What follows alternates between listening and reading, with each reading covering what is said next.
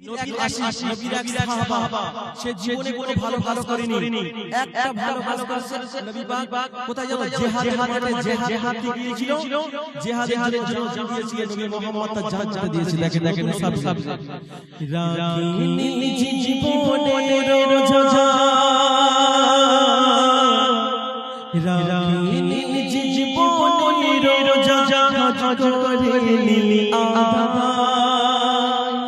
এক তেরে নামাজ না পড়ে জান্নাতি হয়ে যায় শোনাবো ঘটনা শোনো মুমিনা দয়া নবী করেছিল ঠিক